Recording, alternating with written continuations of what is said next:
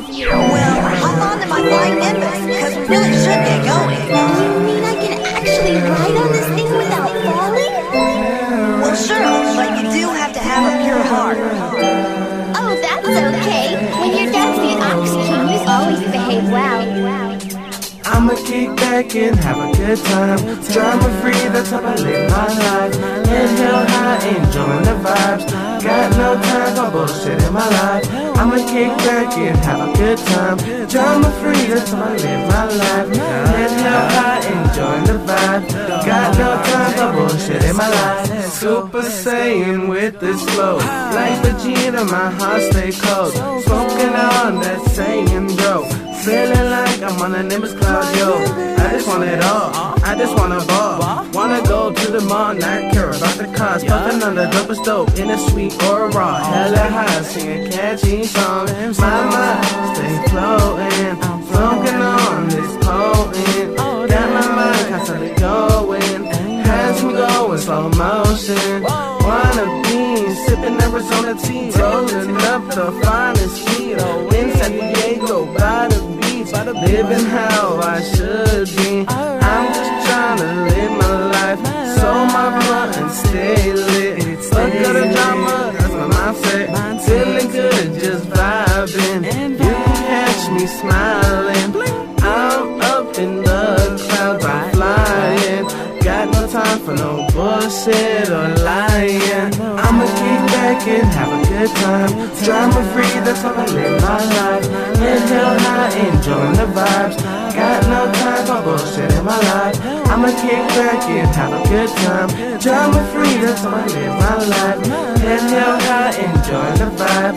Got no time for bullshit in my life. Let's go, man. Fuck all that drama shit. Take me to my paradise with some video games, give me some double cheeseburgers, give me some good ass weed, and let's go.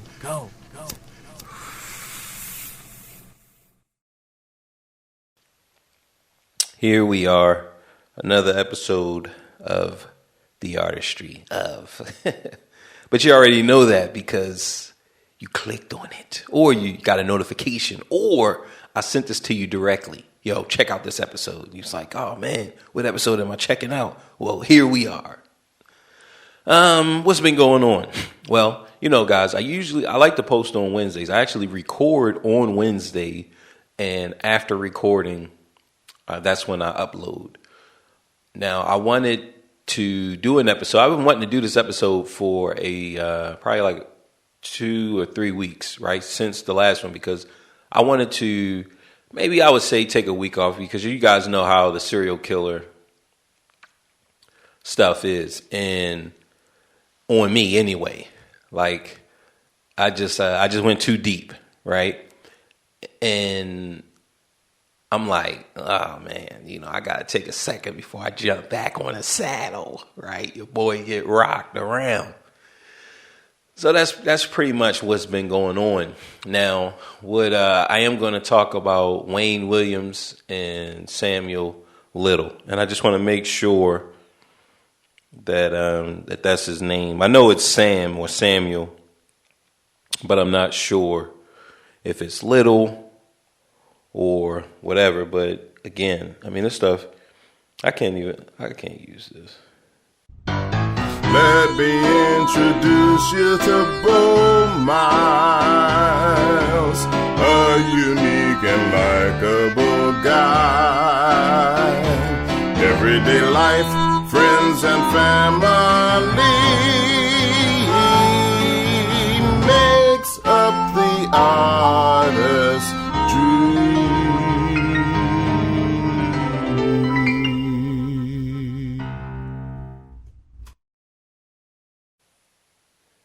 This iPad because it's just too slow. All right, yeah, here we go. Samuel Little. Let's see if that's the right name. Yep, that's the right name. And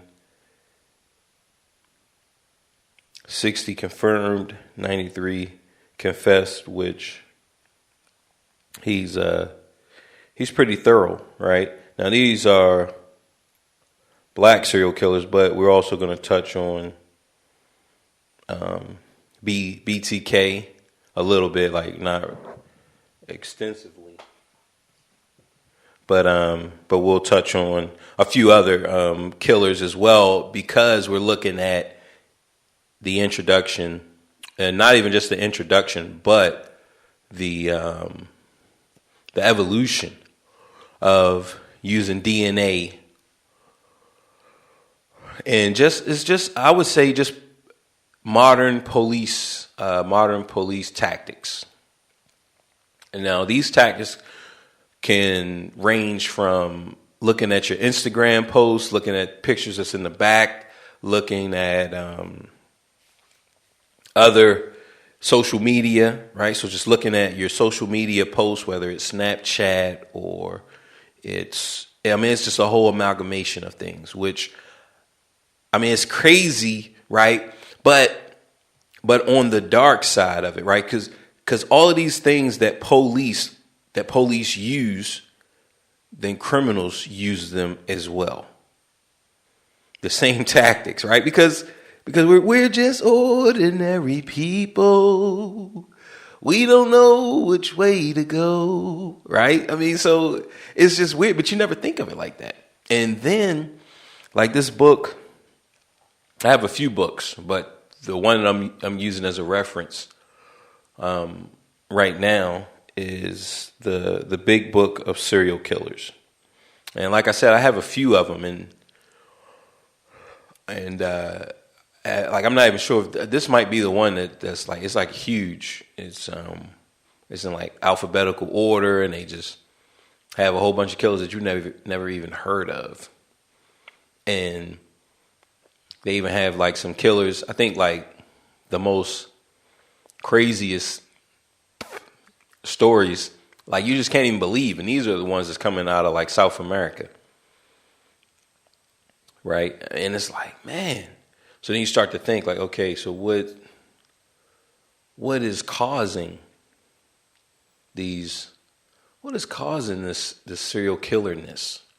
Right? And I had some ideas on it, but just looking at the tactics, right? Looking at the tactics that the police use, social media, looking at your background, like looking at your images, right? So I'm saying that like that's what we're going to actually.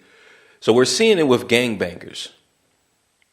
And anytime I say gangbangers, I'm thinking of like porn. Like I don't think of like the 40 Street Crips or the 31st Bloods, and I don't even think of that whenever I say it, like gangbangers. I just see like a whole bunch of guys just waiting to serve up some nice, pretty queen. But since we're on these tactics, gangbangers that I'm talking about, we're not talking about adult actors, and mainly it's the youth, mainly it's the kids.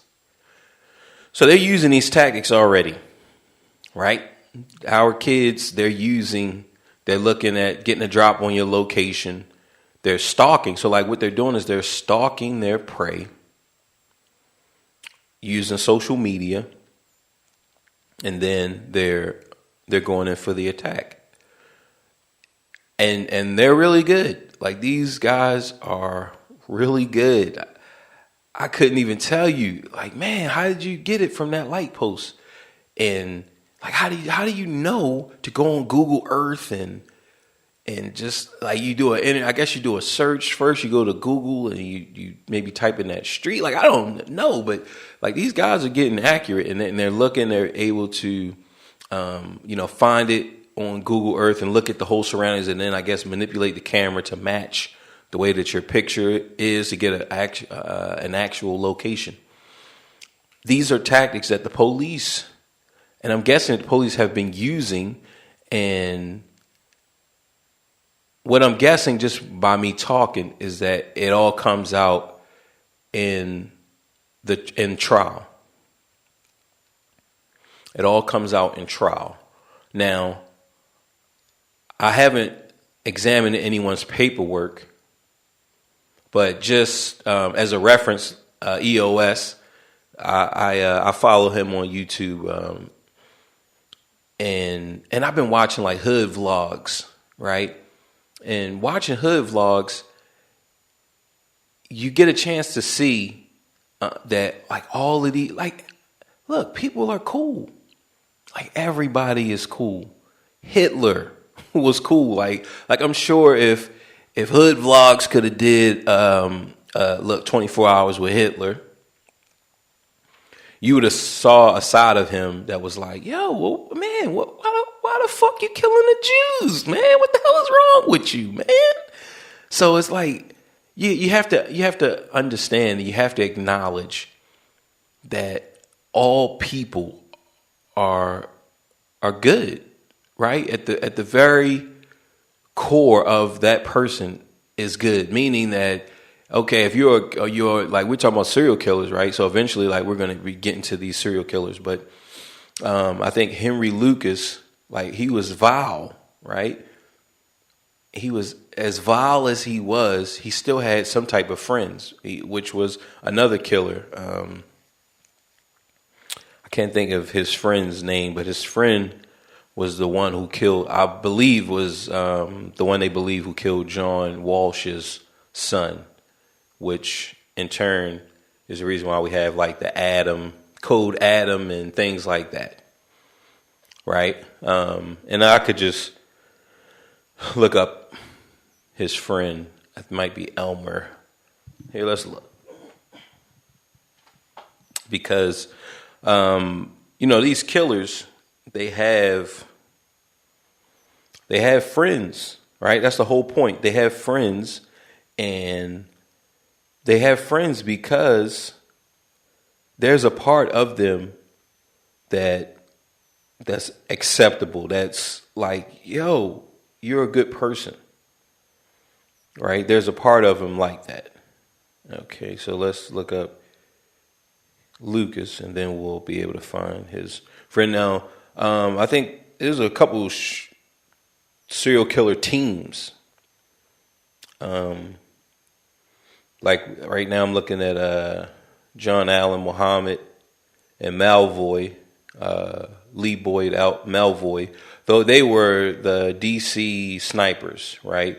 And I remember when that was going on. I mean, it was crazy. Like, I wasn't even in DC, but I think maybe somebody got murdered closer to West Virginia. So they even had tarps out, like when people were pumping gas in West Virginia, because I think maybe there was a copycat or something that was around my town. So that's just crazy. All right, so where are we? We're talking about Lucas. All right, so let's get to Lucas, and then we can find his friend. Like I said, I think his name is Lucas, but nope, I guess it's not. It's Henry. Who is Henry Lucas? That's the thing. You get all of these names, right? And it's like, man. And I saw like I just saw the guy, but now he's not coming up. And I could be merging different names, but I know that he was definitely Henry. So we'll just have to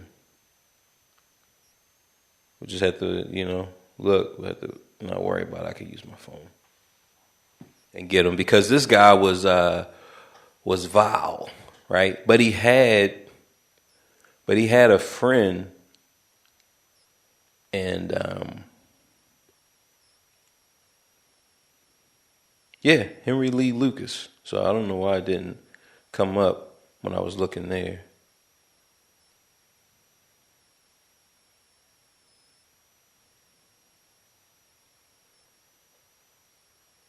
Let's see his friend, because they would. There's even a Netflix series or something, a show or something, The Confession Killer. So I'm gonna have to check that out. But him and his friend, they work together. So it's weird that, like, I'm not seeing his friend, because that's really who I was looking for. But he might not even be the one that I'm thinking about. Yeah, this is him. All right, there we go. Tool. Let's make sure. Because there's a movie called Henry. I remember seeing this as a kid. I remember seeing this as a kid, and it was like man, it was so brutal to watch this movie. You know, just watching it from a kid's perspective. I don't even think I should have even seen it. So it was Michael Rooker, or Rooker, like Rooker. Michael Rooker played Henry,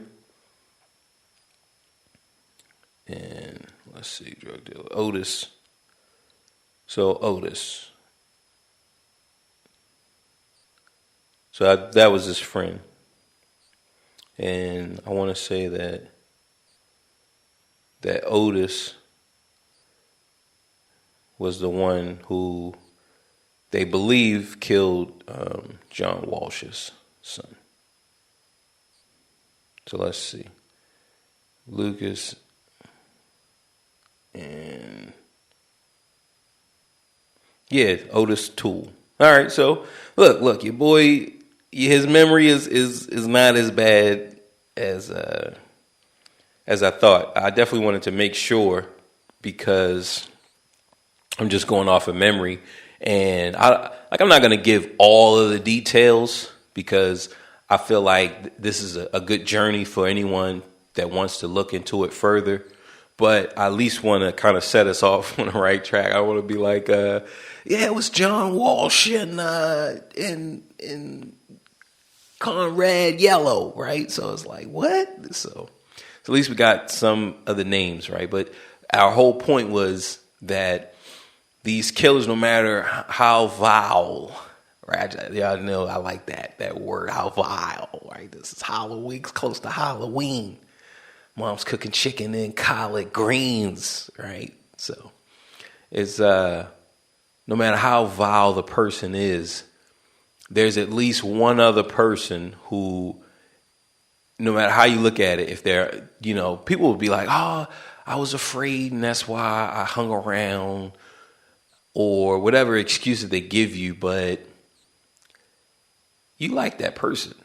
So whether you want to admit it or not, it's something about that person that caused you to hang around and hang out with them and go out committing different crimes and different things. But once you get in court, then you get caught, then at that point, you're either going to become a typical person in that situation. All of the answers, it all sounds the same. So you just can't even believe it, right? Now, I'm not saying that if you were or you are in that type of situation that is not real, that you probably don't want to hurt people and you probably don't want to do certain things, but there's a part of you that actually likes it, even if you don't want to admit it. And I've experienced that in my youth, just hanging out with different bullies growing up. Right, like being bullied and then getting a chance to hang out with bullies. I've never bullied anyone. There's no one on this earth that have ever lived on this earth that can be like, yeah, Bo bullied me. Like, nah, that's not gonna happen. Now my kids, they'll probably, Dad made me go to school. Like, look, trust me, if you wasn't my kid, I really wouldn't be trying to bully you to go to school. Like, trust me, it's I wouldn't be trying to bully you to get straight A's and bully you to have a good life, right? So my kids, they'll probably say that that I was a bully, but hell, I wish I had a bully like me that, nah, Bo, you gonna go to school? Oh, nah, you gonna do your homework? Like, homework. Oh, you don't want to do your homework? Like, they start cracking their knuckles, like, right? But other than that, but just getting a chance to hang out with the bully, it was fun. It was fun. Just getting to hang out. Look, no one's messing with you because this guy's the one that's messing with people. So it was a good perspective. It was a good shift in perspective, and it was a good experience to experience that, right? To have that under my belt of experiences, to be on both ends of the spectrum far as seeing, right? Now, I've experienced personally being bullied and being afraid. And then on the opposite side, I got a chance to see, like, third person, the bully and his victims, right? But I've never been a bully. So, you know, I'm very proud of that. And I'm very proud that I've never raped a woman because, like, I remember as a kid, a bunch of the, like, I don't know how many of them it was total, but there used to be all types of, like, kid gangbangs back when I was little. And when I say a whole bunch, not meaning that it happened every day. So it didn't. You know, a lot of these stories that I talk about, these are not things that happen every day, but those youthful gangbangs, I want to say youthful just because they were like, look, talking about people that's maybe 15, 13 up to 17, right? And so I remember those type of experiences, and I want to say that I remember it happening 2 times. Now, this time I'm about to speak of is not even a part of the 2. This is something separate that I wasn't a part of, but we all just kind of heard. And some guys, kids, they got charged. Now, I want to say I was around 13, 14. I was around 13 or 14. Could have even been 12 to 13. So let's just get 12 to 14. But I would say lock it in around 13, 14. And it was another gang because the way the Baltimore streets was back in the 90s, because that's when I was a teenager. It was the 90s, so you got the early 90s. The way it worked back then, because we didn't have Bloods and Crips and GDs and BDs and Vs. Like, we didn't have none of it. We didn't have any of that stuff. And if we did, like, I had never heard of it, right? And we love the West Coast. Like, we love Snoop, and we loved like MC8. Like, we love West Coast rappers and West Coast hip hop. Too Short. E40, like Baltimore during that time was very accepting. Like, I know that a lot of West Coast rappers and mainly the whole East Coast West Coast beef was portrayed in the media, right? But Baltimore loved West Coast hip hop. Like, we loved it. I mean, we played everything. It wasn't exclusive like New York, because New York, I want to say that New York, so many of the artists came from New York, so they were locked in to a bias. So even before the East Coast West Coast beef, before it even happened, West Coast artists wasn't getting played in New York. A lot of West Coast hip hop and down south, and if you wasn't from New York as a rapper, you wasn't getting played in New York. But in Baltimore, like, look, we was very accepting of everybody. I remember Crucial Conflict. Like, they was playing Crucial Conflict, right? They was playing Bone. They was playing Snoop. They was playing, like I said, E40. Like, look, E40 is so revolutionary in his delivery. It's so, like, the first time you heard it, it was so out of the box that it was like, yo, we even played that. Right, so we was very, very, very open, and I'm not really sure where I was going with that point about hip hop. but the 90s, and yeah, I remember the story that I'm telling. So we got a crew. So the way Baltimore gangs worked during that time is you had your core gang that was defined by a street. We was North and Bond. That was like our ultimately that became the name of our gang, right? North Avenue and Bond Street. That was our gang, North and Bond. But I don't believe anyone even lived on North and Bond. Like no one. Maybe we had one member who lived close, like on North Avenue, that was close to that place, right? He was close, and I don't think we had. Yeah, we had like maybe one person on North Avenue, one person on Bond Street, right? But we all came over there and hung over there.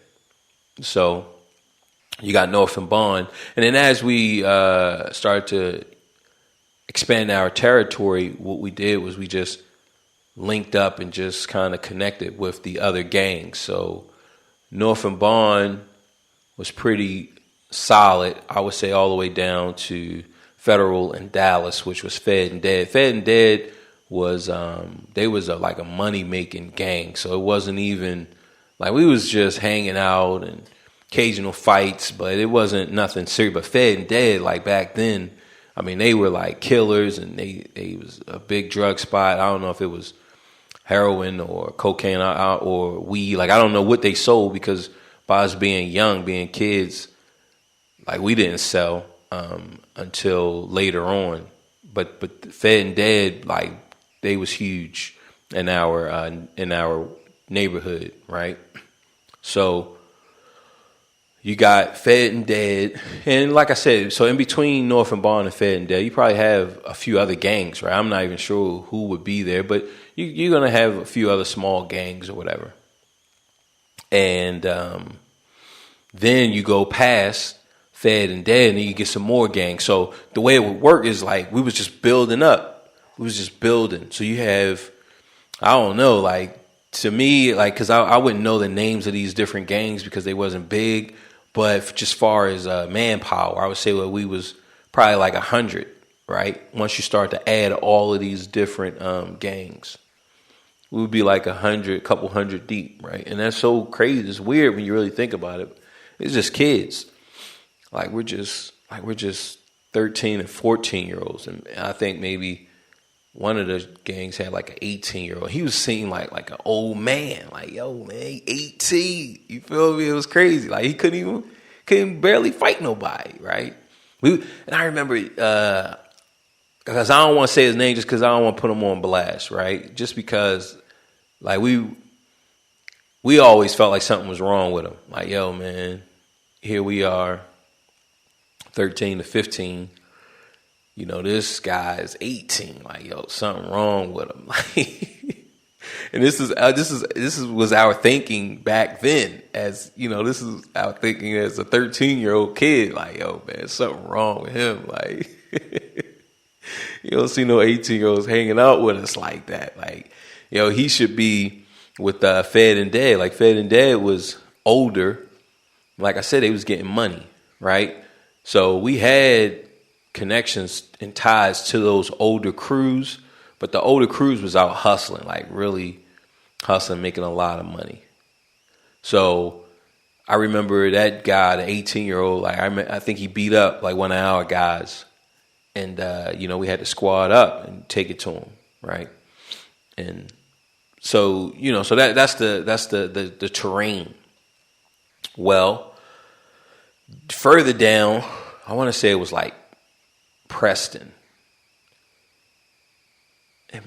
I'm not even sure the name of the street.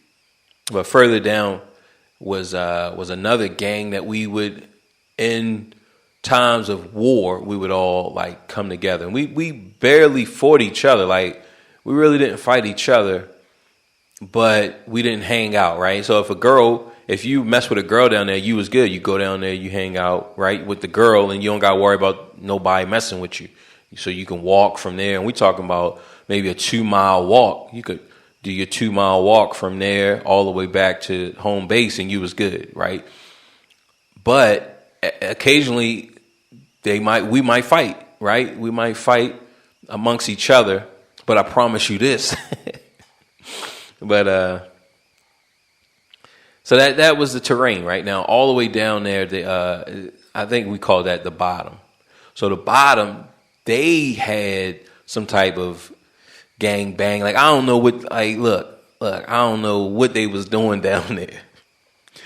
But, like, a bunch of guys was having sex with this girl. And from that gang. And this is how I heard the story, and this is my memory, right? So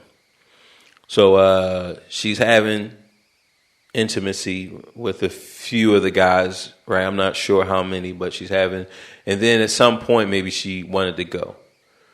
And one of the other guys is like, nah, it's not time yet. It's not time to go. So, boom. That's rape. And eventually she gets away, and she lets the police know, and then the police is going, like, they're looking for, just look, if you black, you got dreads, because you figure when these things happen in the hood, where, you know, girls come into the hood, like come into the neighborhood and just look, it's a carnival ride type of thing. Like, they don't know these people, right? And especially like once the ride, like once it's happening, and people start, like, because people, they're going to be talking, because it's like something happened, like somebody come to your hood and you get into a fight, like everybody in your hood is going to come out, like they're going to hear, because we're really close. We're going to hear that, like, yo, so such and such is fighting, and then everybody, it's going to be a huge crowd. So that happened during these gangbangs as well, and that's why they become gangbangs, is because you only have a few people that's engaging, right? Maybe it's like 3 or 4 having sex with this one girl, and she's open, like she's, look, next. And then, I mean, it's a mob. I mean, it looks like they handing out teas. Like, man, it's crazy like that. So that's what happened down in the bottom, right? It gets out of control. She's like, nah, you know, this is crazy, right? And I already know, like, just from my own experiences, like, guys can be real disrespectful in those type of situations. So, especially like kids, right? These young boys, you like 13 to 15, like, man, you don't know what's going on.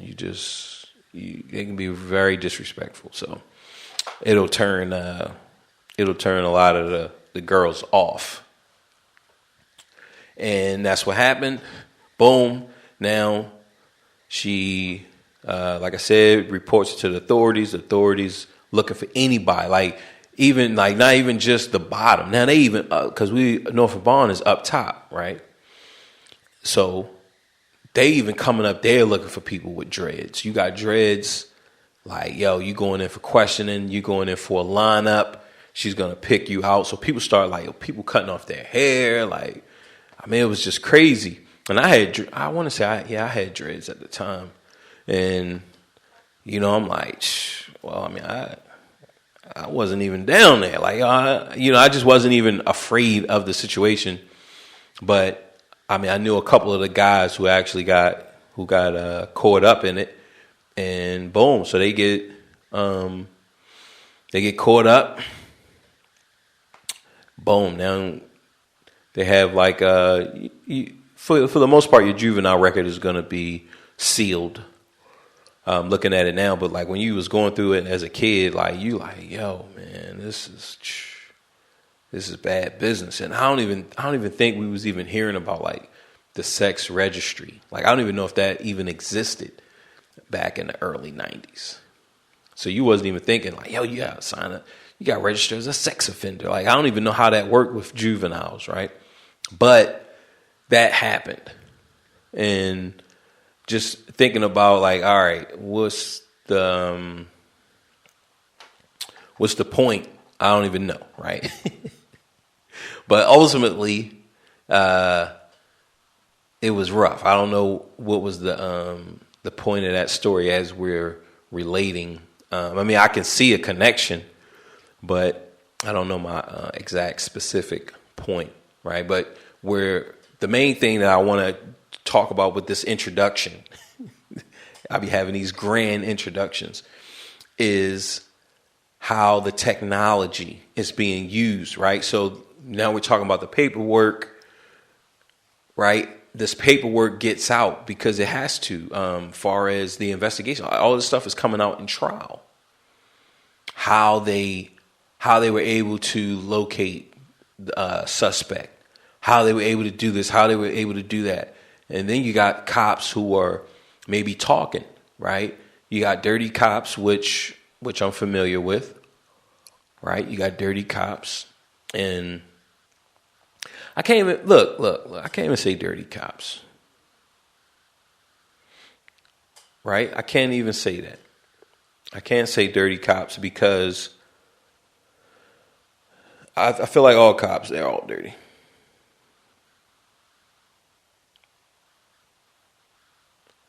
Meaning that it's just a job. So it's not dirty. It's not dirty. It's just humanity.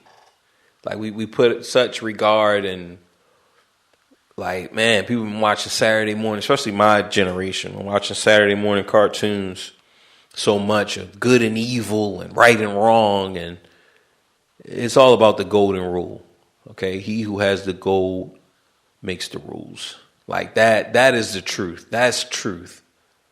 He who has the gold makes the rules.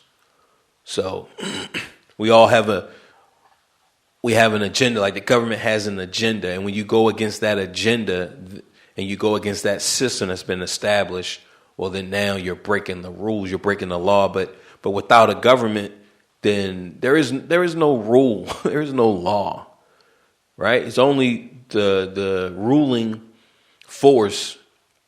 You go against them, now you're breaking the rules, you're breaking the law, right? Murder, even murder, like, because I mean, death is a part of life, and there's so many things that we don't understand in this life, on this plane, right? So many things that we don't understand. So to call some things right and to call some things wrong, when we really lack the proper understanding of the bigger picture, is just what we call trick knowledge. But we agree to this type of stuff. Okay, you have something that you work for. I shouldn't be able to come over and take it from you. And if I do that, then look, I can't do that. But America has done it. I'm like the people in this country, the original indigenous people of this land, like they had something, and the newcomers, the settlers came over and they took it, and nothing happened to them. Like nothing happened to them, right? When we think about the black struggle, and we talk about 40 acres and a mule. Like we talk about all of these things. Reparation and justice and Black Lives Matter. When we talk about all of this stuff, we was brought over here and we was this and we was that. Like, yo, this land is your land. This land is my land. From California to the New York Islands, right? This land was made for you and me. Like, yo, that's a lie, dog. Yo, they took this shit by force. And I was looking at this girl I was probably working maybe, I want to say like, because she's a driver now. But when I saw her, she wasn't a driver. And so it was probably like, let's give her 4 or 5 months ago. And I was looking at her. She's just so beautiful. She's like just beautiful. And I was just looking at her. You know, I'm doing my work. And I was just thinking like, yo, like this land was taken from her people. Like, yo, this is her land. You got all of these invaders here. And like, yo, she has to conform, right? And at this point, she doesn't even know because this happened centuries ago. This happened centuries ago. And now we're at the end tail, we're at the end game. We're at the end game, and her people is almost non-existent. And like there's no justice for her. There's no justice for her people. Like none. Nobody's talking about what they should have or like none of that.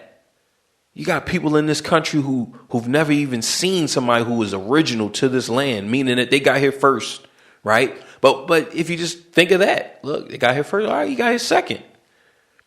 But somebody else is going to get here third. Somebody going to get here 10th. It's going to be the 10th person to come over here, right? And take over this land, right? So when you look at it, and that's my point for just good and bad and right and wrong. It's like, and it's so complex that, look, we're just going to agree that, all right, I shouldn't run this red light because I could hurt somebody and I don't want to hurt people, right?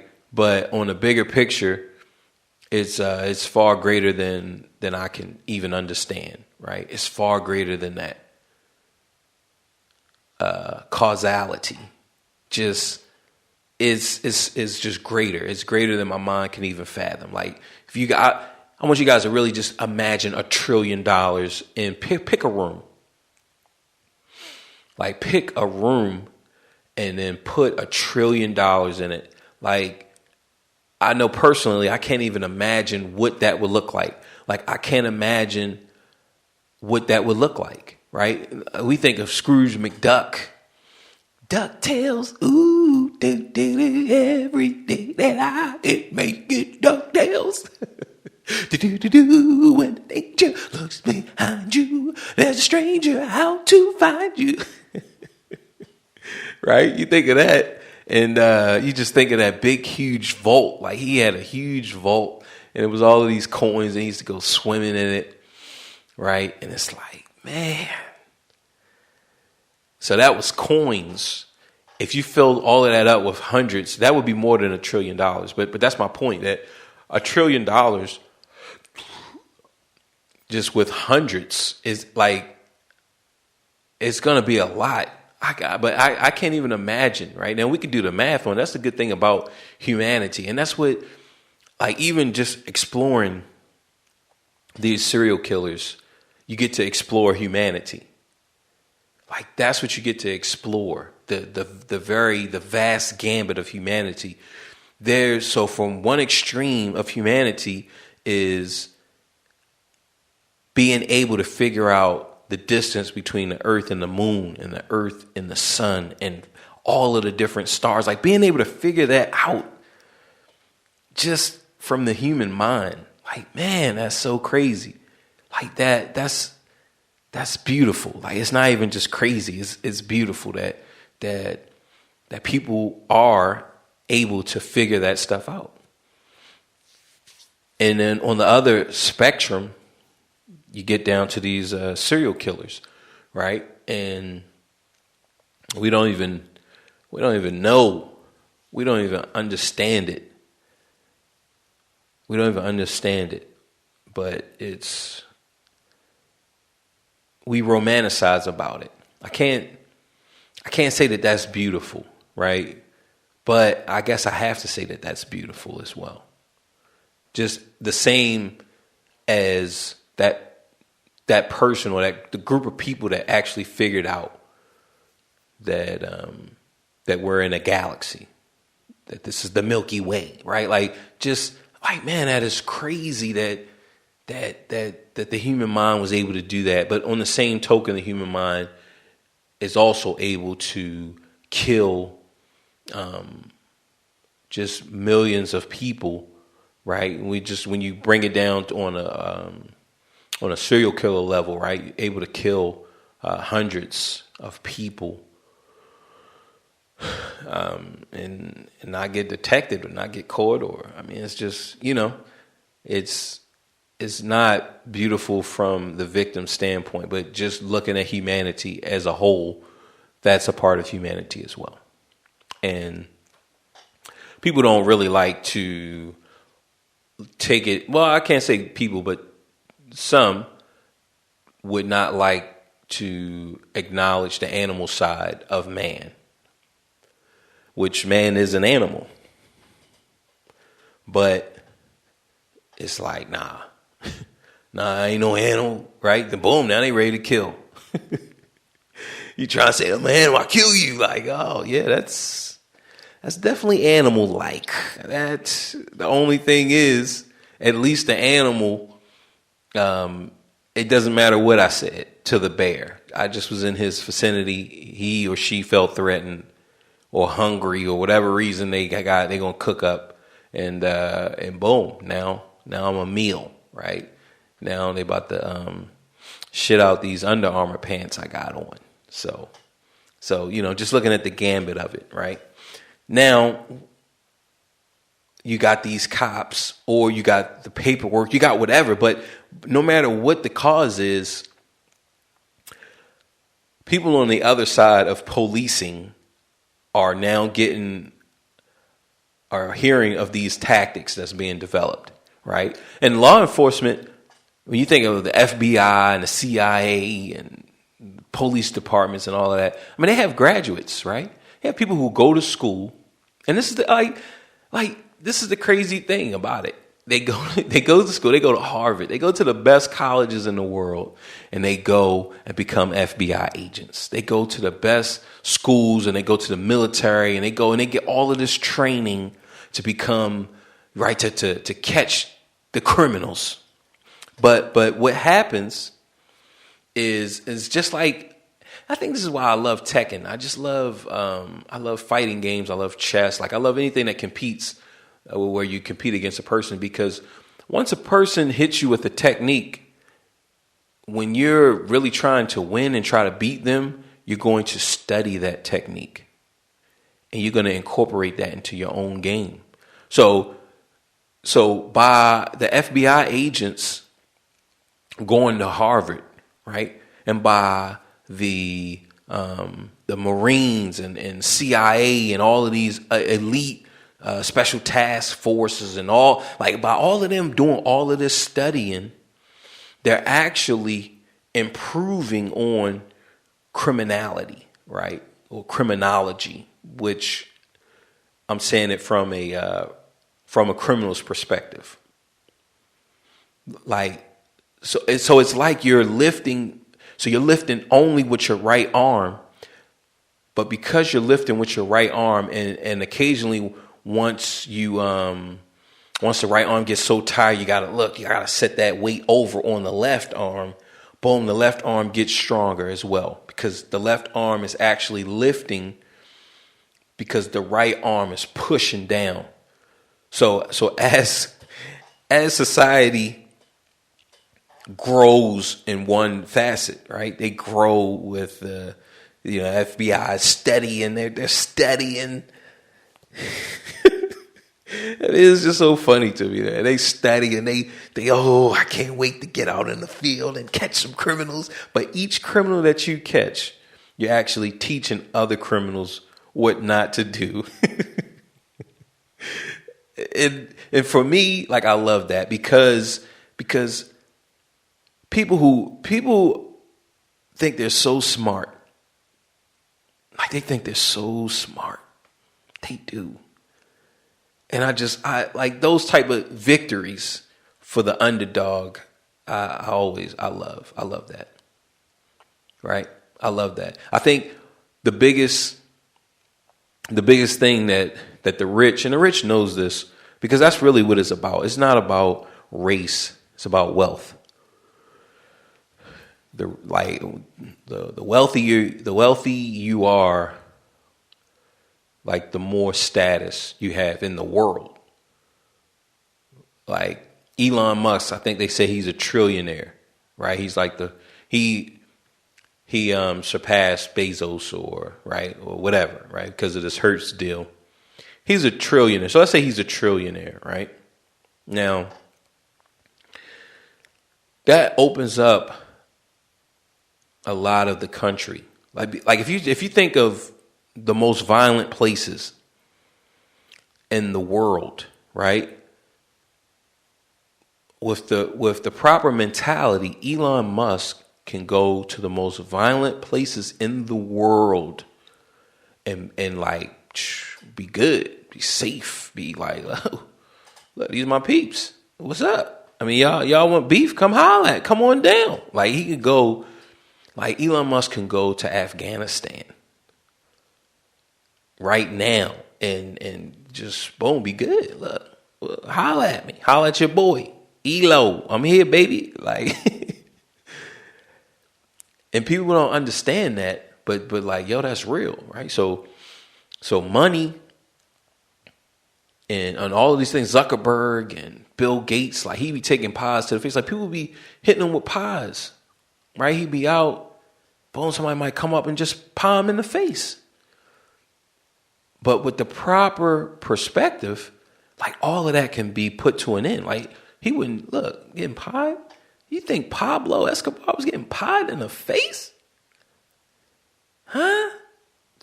Come on. You think Big Meech was getting pied in the face? Nah. Nah, man. By the same guys that Bill Gates is getting pied by? Like, nah. It's probably not. Probably not. Right? But my point is, that the wealthy, they know this. They know that, okay, when you apply pressure, when the right hand applies pressure to the left hand becomes stronger. So the right hand is the one lifting the weights and becoming strong. But because it's applying pressure on the left hand, that makes the left hand stronger. The rich and the super wealthy, the super rich, they know this. So what they do is, boom, what do they say? One hand washes the other while both hands washes the face. So what the super wealthy will do is the best way to make sure that, you know, that your opposition is not getting stronger, not getting better, is not to engage with them. Like that's the best, like that's the only way, because once you engage, then you're actually, it's a transfer. It's like sex. So if the rich engages with the poor, then the poor will get some things transferred, right? Now, how do the rich engage with the poor? It's through structures, it's through tiers. There's so many. If you look at these skyscrapers, and some of you, I mean, I believe that there's going to be some type, at least one skyscraper or at least one semi-big building in every town, right? Or within a 50-mile radius. Let's give it 100. Let's go and give it 500-mile radius, right? It's going to be like, because, you know, when you think of skyscraper, like some people's really, like, look, skyscrapers, like, man, it's so huge that it blocks out the sun. Like, yo, you don't even see the sky. Like, look, so certain parts of New York, meaning, if you look directly up, yeah, you're gonna see. But for the most part, it's all diffused lights, meaning that, look, man, the sun is not cracking down. It's not even making it down to the ground, right? Meaning, yeah, it's still light outside, right? It's still daytime, but it's not the same as there is no there's no buildings around, right? Then you look. The sun is all in your eyes, all in your face, right? You gotta, when you drive and you gotta put your visors down, okay? Like, man, there's some blocks in New York, like, yo, you never have to put you don't have to put your visor down. Like, yo, the sun is not in your face because the buildings, there's so many tall buildings, right? That is the structure between the rich and the poor, right? So many levels. Now, this building itself, just being here, its presence is a form of interaction, but it's like a condom, right? It's like a condom. So there's a barrier you don't even really see, and it's all around you, right? It's still there. It's still there, but you don't even see it. You don't even understand it, right? So like that's what's happening, and that's what they understand. Like they understand because if you're directly interacting, then boom, like the poor is going to gain more and more knowledge, right? And that's really what like I said, you have it, but it's really like not on a large scale. It's still vague. It's like that $1 trillion, imagining $1 trillion. It's hard to imagine. A lot of the systems in place to keep the rich, we can't even imagine. Like we're actually looking at them, we can actually see them and touch them, but we don't even realize what they are. And it's only a select few that actually know. Okay, boom, this is how they're getting customers. This is lead generation. This is educating the market, right? So some people have an idea, but some people don't. And even the ones who believe they have an idea, then there's that criminal element that they just can't believe that the rich is really built on. It's like, man, I just can't believe that the reason why America is so wealthy is because they stole the land, they didn't pay for the land, and they didn't pay for the work. I just can't believe, I just can't do that. That's not right. It's like, look, but that's how it's done. If you trying to, if you want to be like America, you want to have an America, right? You want to own an America.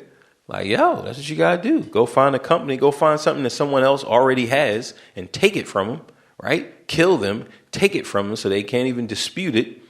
And then get your workers in there and don't even pay them. Like, don't pay your workers. That's how you have an America, right? So it's just crazy. It's really crazy when you think about it, right? And this is a long tangent about, but it still is in the direction that we're going, right? We're still coming to that stop, and the stop is DNA, right? Because now we've already established that social media, right? These are tactics from law enforcement that law enforcement use, and now criminals, gangbangers, gangbangers are using, right, to stalk their prey. And what you're going to find is that there's going to be a serial killer who is going to use these same tactics, right? Like going to use the same things to stalk his prey or her prey, right? Because as women gain more equality, then they gain more of the stress and more of the burden and more of the things that cause men. We don't even know what causes men to become serial killers, but it's not a chromosome, right? Because women are already in there killing. They've been killing already. But most of the women that we've seen as serial killers, and I think maybe I'll cover that next, will be the women, right? Which will only be like, two. I'm not going to just go through a whole line of them, but the women that do the killing, the serial killing, are mainly they're going to use poison, right? Which is, look, we get that from the very first stories of Cinderella and Snow White and all of that, right? So this isn't nothing new. Like, this is just regular stuff. But I think as women become more, take on more of that role, like more of the masculine household role, then they're going to actually start to be more like men. Now, see, I think one thing that's a difference when you think of the old serial killer, right? Meaning Bundy and Henry Lucas, and we're going to be talking about Wayne Williams, right? All of these guys overpowered their victims.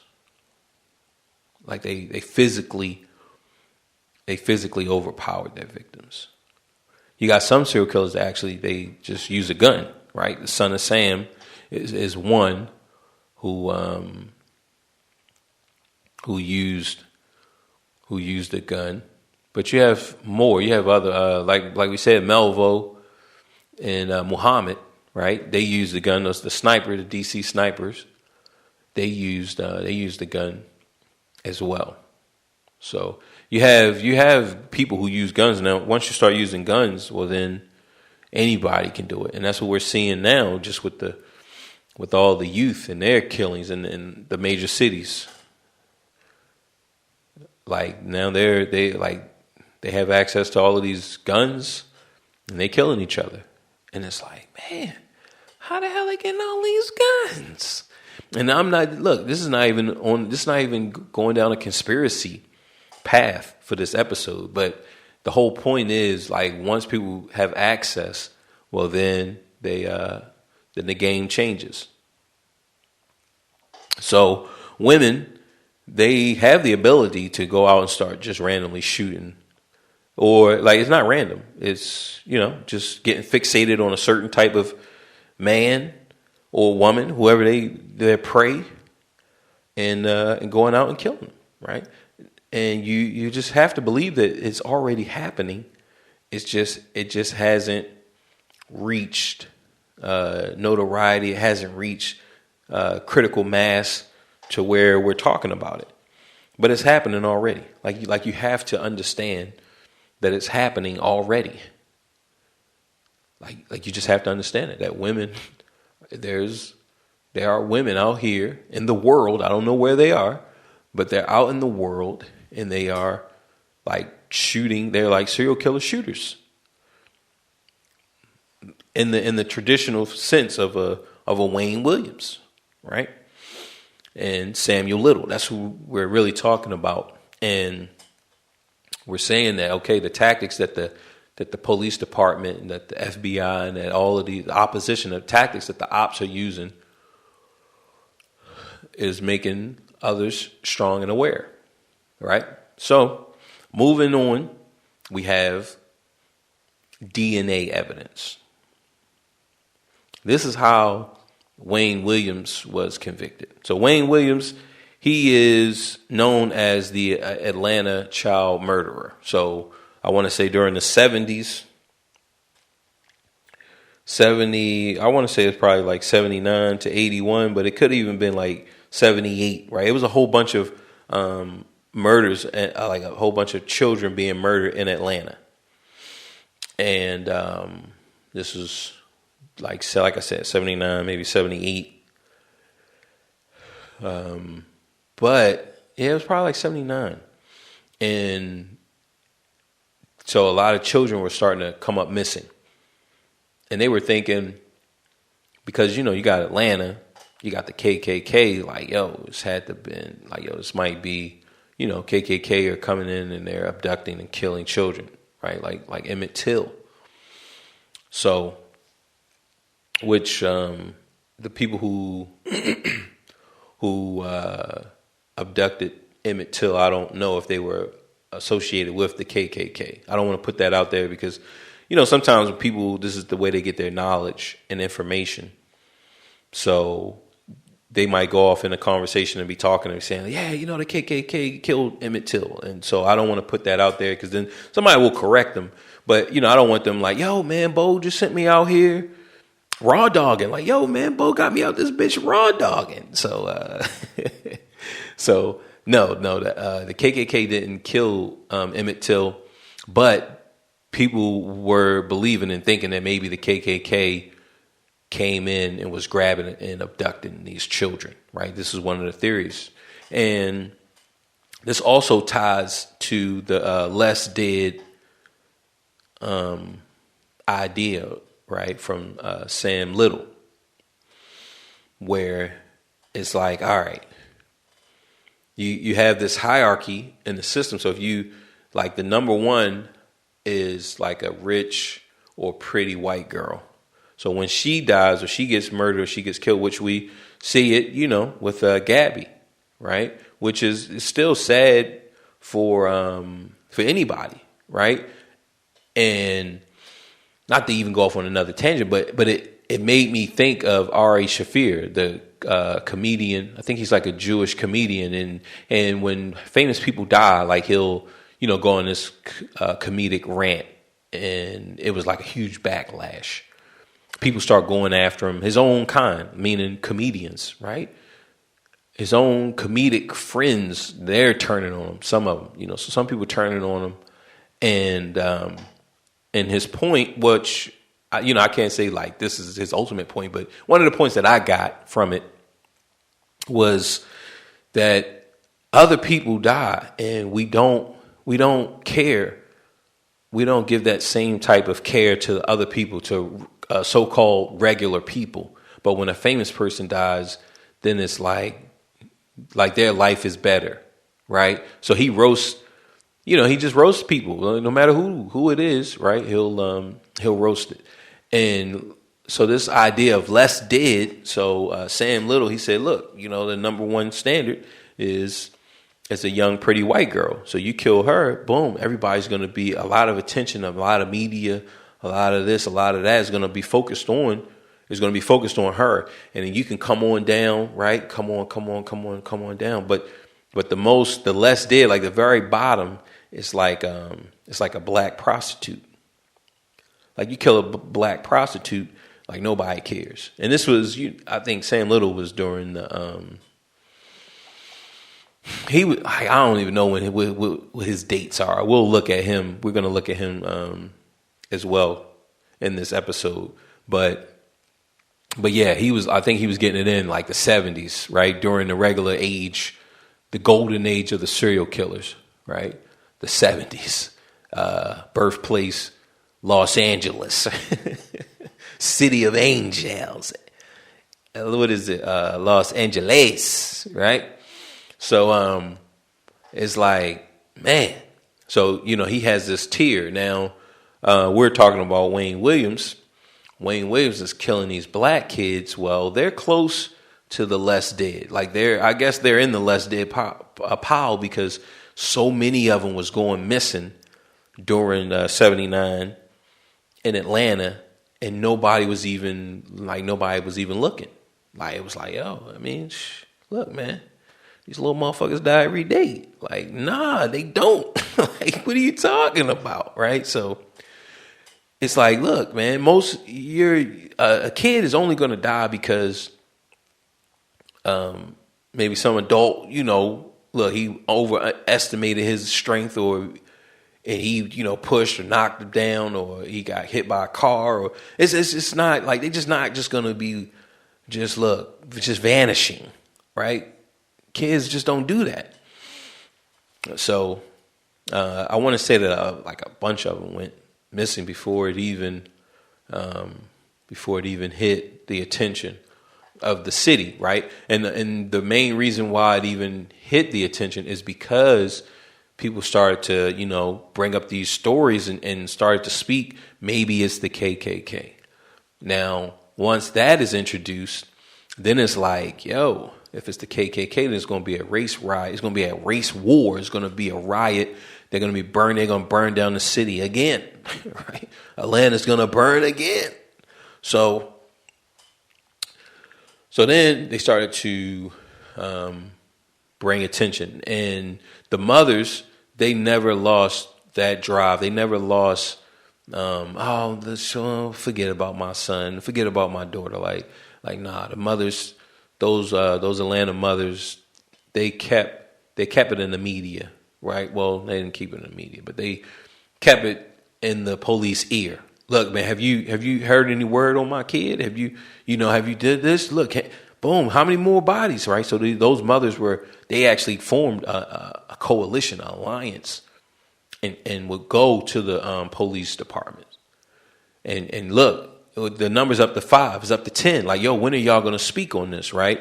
So they kept doing that, but it didn't get into, it had no type of traction until the rumor of the KKK, because, like we said, of the implications of what that meant to the city as a whole, right? And so if you're running it, you're the mayor, you're the governor of Georgia, right? You're the mayor of Atlanta in that 79, like, the last thing you want, right? And in a country, the last thing you want is some type of race riot in the country. Like, you do not want that. Why? Because we're talking about money. And that's why I say earlier that it's about money. It's not about race. It's not about race, right? It's not. That's just, look, y'all need some stuff to do. Race and race hatred and race, gender, all of that stuff. All of that is just a side quest. You playing your favorite open world game. Look, man, what you like to do? What you want to do? You want to care about race. You want to care about gender. You want to care about the Redskins. You want to care about the Baltimore Ravens. What? You want to care about the Orioles. What, man? You want to care about white napkins versus brown napkins. You want to care about the trees. Like, yo, what side quest you want? Huh? What side quest you trying to run down? Oh, man, alternative rock is better. Look, man, drummers, like, what? Hip hop is trash. Like, what, man? What side quest you want? Okay, because this main track is about money. Okay, this main track is about money. Now, so many people can jump into an open world video game and just never beat the game because they just get caught up in all of these side quests. And some of them will play a side quest to a certain point and then just put the game down. Like, man, they never even got a chance to get on the main storyline to even beat the game. They don't even know how to beat the game, right? So that's just to say that, like, yo, that's what this is about. So once those child murders really start to interfere with the money, then it was a problem. It's like, yo, it's a problem. Right. So now they looking and they got to investigate. That's the thing, man. Again, the humanity, right? Like, yo, humanity is going to investigate and they're going to come to a conclusion. They're going to find what it is. Like, that's just the beauty of the human brain. Like, and you just got to love it. You just got to, like, man, those FBI agents, those police officers, right? Like, man, you gotta love them because, like, they went in there with all of these different, leads, and they followed them down and start to cancel them out. Okay, boom, it's not this, right? So they're looking, all right. They go into these communities where the children are being abducted. And these are black communities, right? They're going into black communities. And they're like, yo, it can't be a white person because they're going to stand out in these black neighborhoods. It's just like in Baltimore, like in the 90s. My block, like if you was white, you was going to stand out. You would stand out. You would stand out like a sore thumb. Like, there were no whites in my neighborhood. Like, none. Not one. The cops, the bus drivers, the whoever. The electric people who working at, like, BG&E, Baltimore Gas and Electric. Like, yo, it was all black, right? So when a white person came in, and we're talking about the heart. Like, this is the heart of the hood. Like, you know how far you got to come from the toe to the heart? Like, yo, once you cross that navel, that belly button, like, yo, you came a long way, my friend. You came a long way. You came a very long way. You're going to be noticed. Like, yo, dumbass, this isn't, you're not in Kansas anymore. Okay, so that's what they realized because they're looking for this, the connection. Okay, is it the KKK? Now, Meanwhile, while they're starting to investigate, they start looking at the evidence, and they had some fresh crime scenes as well, and they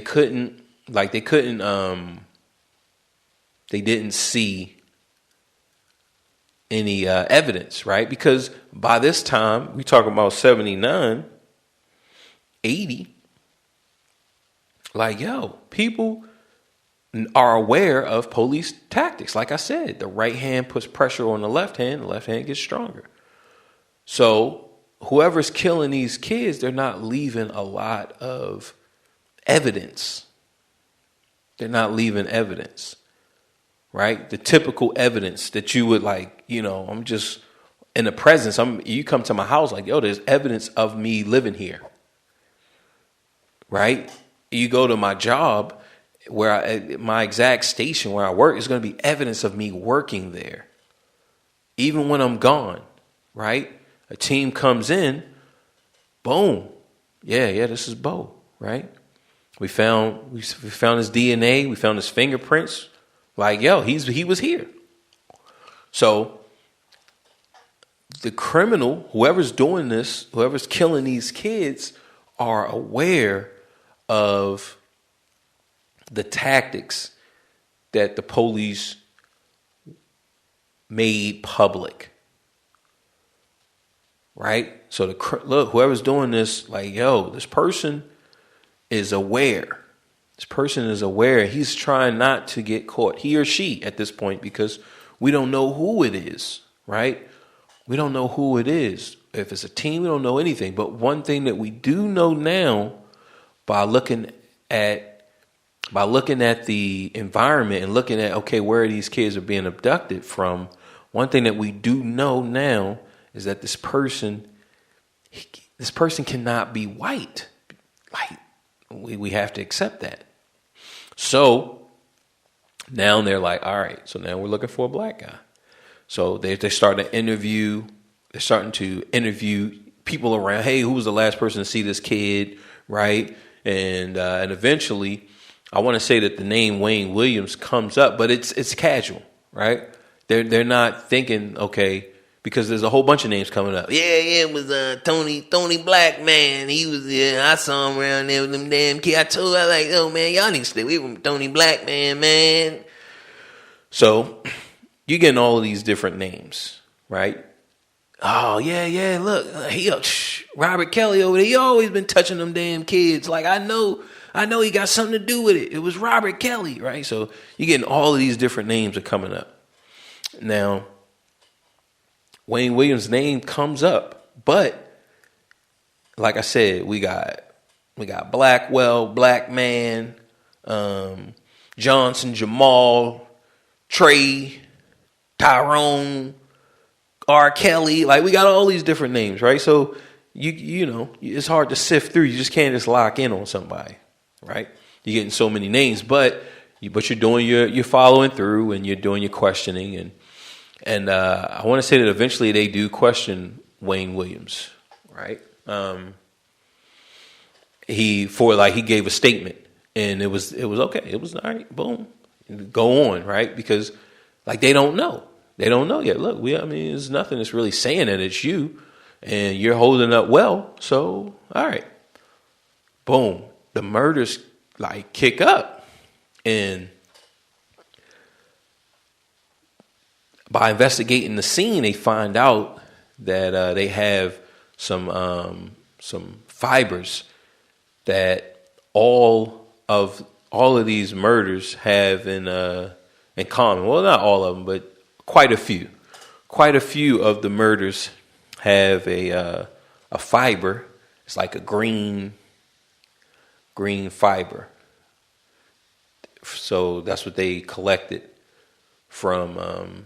And just to look, you never know. Like, that stuff could have been planted, because we know that that's something that cops do. So we can't act like they don't. Like, we know that just from the crack game. Cops will plant evidence on a suspect to convict him. So that is reality. So they're finding this trace fibers, right? They're finding these fibers on the victims, and I believe that was like that's pretty much all that they were really finding. But it put a lot of those kids. It connected a lot of them. Okay, so one thing that you could say was that it was a cop, and he's gearing up, like he's building up, and so he's putting the fiber right on all of these victims. So eventually he could put the whole thing on one person, right? That's one way of looking at it. But but what happened was they leaked that information to the public, right? They leaked that information to the public, and then they started finding the bodies in the water. So that told them that, okay, whoever it is, now that they are aware that we're linking all of this stuff with the fiber, so now this person is trying to get rid of the fiber, because whatever they're doing, like however they're doing the murder and the killing. And I remember there was a guy who he told me that he hung somebody. And but the way he told me, this was back in the hood, and it was an older guy. And I'm probably like maybe 13 to 15. We're all out, hanging out. Me and North and Bond. And this older guy, right, he says, the best way to kill a person so that you don't get caught, he said that it's by hanging them. That's what he told us. Right? He was saying there's no whatever, no fingerprints on rope or something like that. Right? Now we know now, like in 2021, that look, man, I mean, I'm sure he would have had gloves on too, because this guy, he would have been like in the 80s, right? Because he was older in the 90s, so his day would have been in the 80s. So even in the 80s, you knew to wear gloves, right? So you got your gloves and you got your rope, and boom, like, it's going to be hard to solve that. And he knew that. So he told us, like, that's how he got it in. It's like, man, right? And as a kid, you're hearing this is like from one of our heroes. So it's not even like you scared. It's just like, oh, all right. But me personally, I didn't think like, man, I need to go hang somebody. Like, I didn't think of that. But, you just like, this is, look, he'll kill us. So if we ever have any issues, I mean, look, this is our go-to guy. Like, you ever have any problems, no real serious problems, this is the guy you go to, right? So now we're back on Wayne, and they find these fibers, right? They find these fibers, then they leak it to the media that, look, they're connecting these murders with the fibers. So then they start dumping the bodies. Now the bodies are being dumped in the river, right? Because at first they was finding them out in the woods. They was finding them other places. It's called staged. They call it like staged crime scenes, where the killer does the murder somewhere, and then he or she brings them to a new location, and meticulously sometimes, right? Because usually these murders are going to be done, like what we find out and what we found out is that, these murderers, these serial killers, they get a thrill from killing, right? Now there's a struggle. There's usually like, they like all of it, right? Like I remember just being out in the dating world, and you just like, it's a thrill, and actually, you see a girl that you like, and it's like, man, I gotta get close to her, and then eventually you get close, and then you make a little small conversation, and you get the phone number, and you call them, you're talking to them, and boom, you're gonna go out to eat. maybe go to a movie. You know, this is back in like 2000s, right? Even like the late 90s, because I'm like a teenager around that time. So I got a job, and right, you go out, and just that whole like the whole experience. That's what you liked, right? And then leading up to when you drop them off at their house. I was riding the bus, so I didn't drop anybody off. But what I would do is we would get off the bus together, and I would walk them home, right? Like I remember this one girl, let's say her name rhymes with Tronice.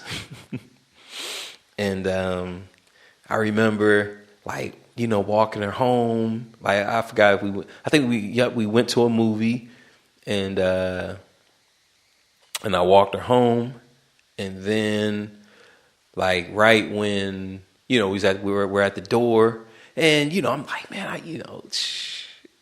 all right, go for the hug. I mean, look, this is a first like official date, so you know, I ain't going to try to put the tongue in the mouth just yet. You know, we're going to save that. All right, so we're going to save it maybe second or third. I mean, look, I don't know, but you put it on the girl, right? Look, all right, she wants a kiss. You know, I'm gonna go in, but you know, she gets to decide what level of kiss that this is gonna be, right? So, like I said, you go through that whole stage, and then boom, first official date, go to the movies, get some eat now, get on the bus, take her back home, walk her to her door, and she lets you know that, okay, it's okay for the hug. All right, well, look, boom, and then, you know, look, I'm a savage, so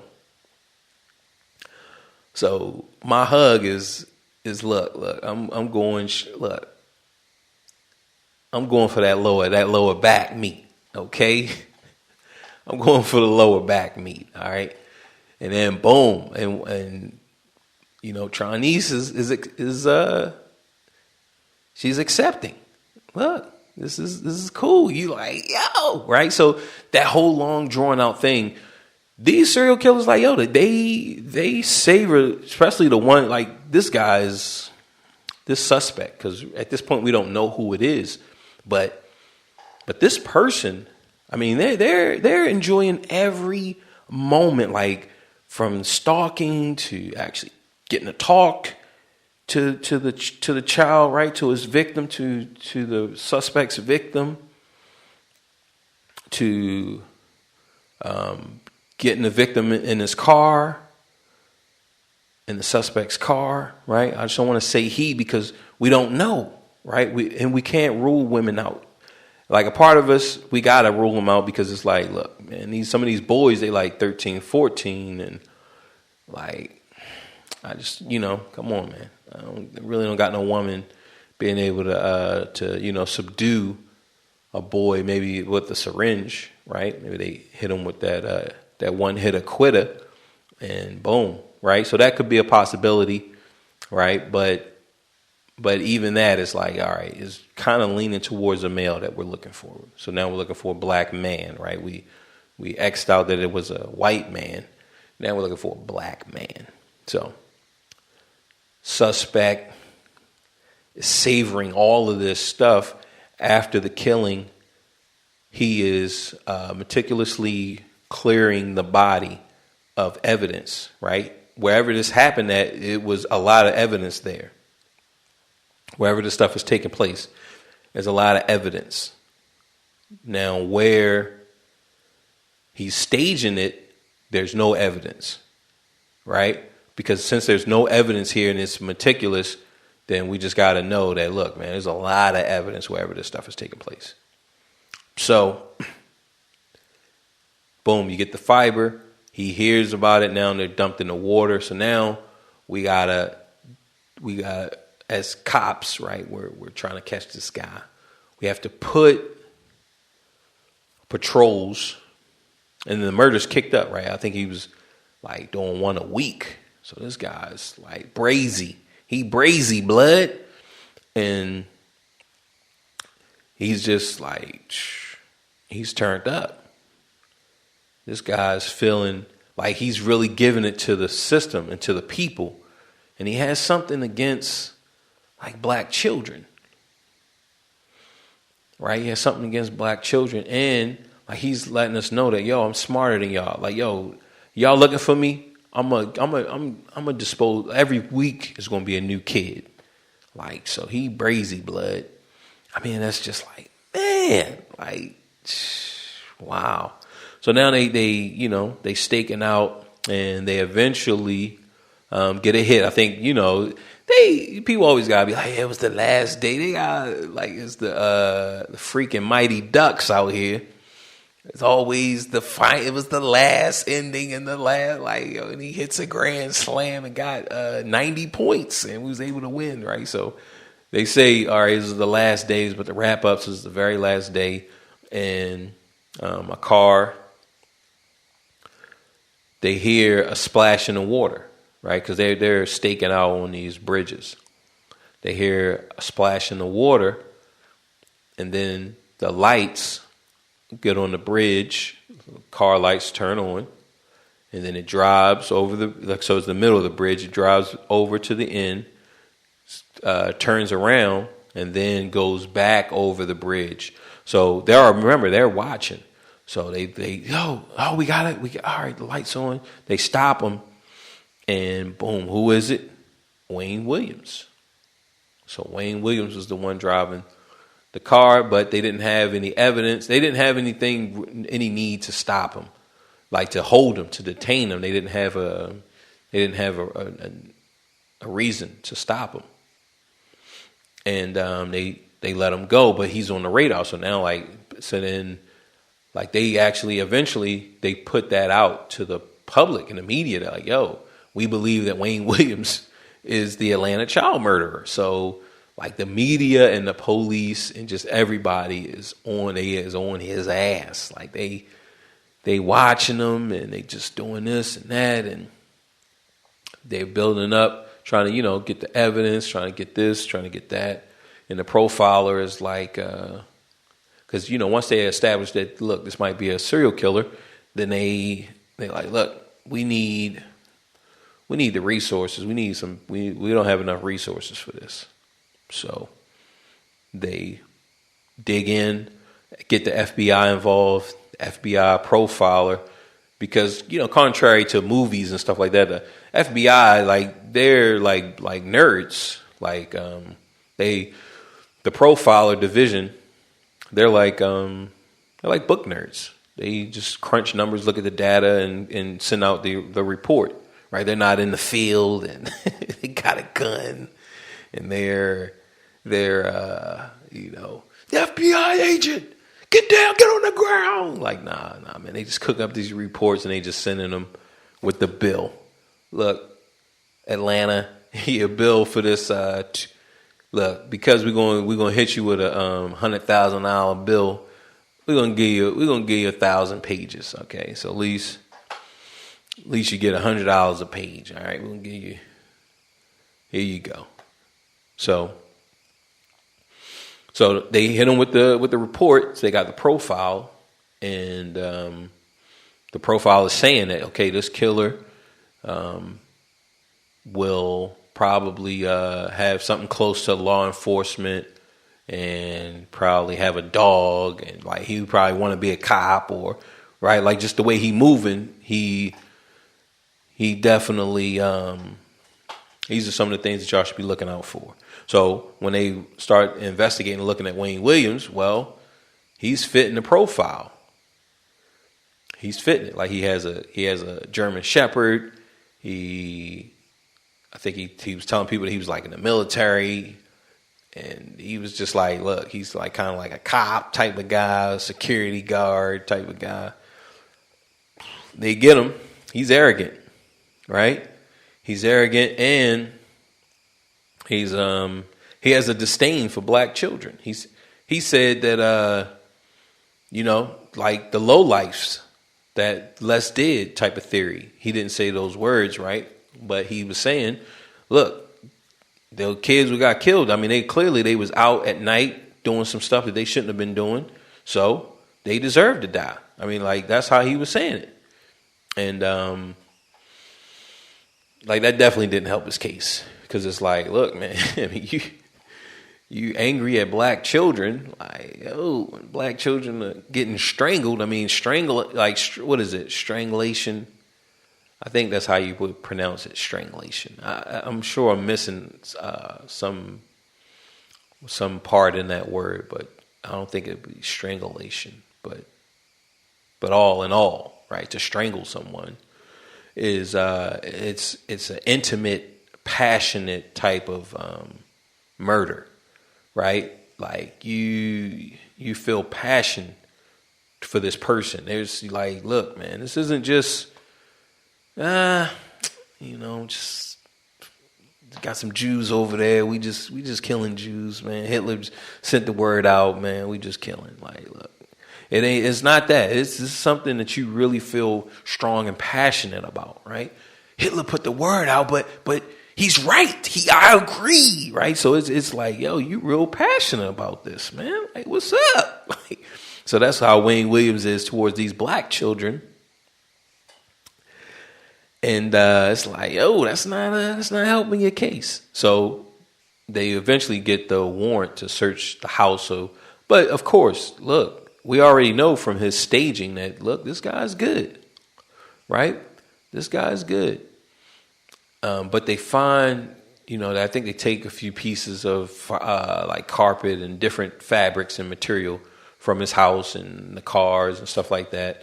And then they link it, right? They link the fibers to the murders, but he got charged with two. I think it was two murders that he got charged for, but they weren't even children, right? They were, I want to say maybe like one was like 18, maybe one was like 20 something. And but they linked those same fibers to the kids. Now, there's definitely, because he's always maintained his innocence, right? Even up until now, if you guys go and see him or go and contact him, send him a letter or something, like, he's gonna maintain his innocence. And there's a few things, because some of the moms feel like he didn't, like one mom was like, no, he didn't kill her son. She doesn't believe that he killed her son, right? And I want to say that she believes that it was the KKK, right? So she didn't believe that he killed her son. But another mom was like, yeah, I believe that he killed my son, right? So this trace evidence, right? That's